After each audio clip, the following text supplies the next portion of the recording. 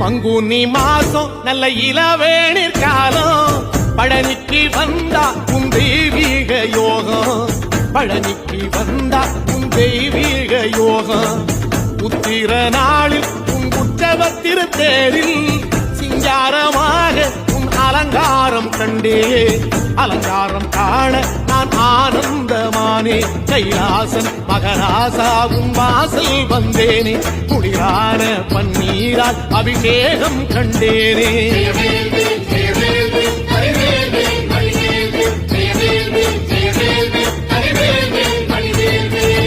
தென்பழனி தேடி உன் தென்பழனி தேடி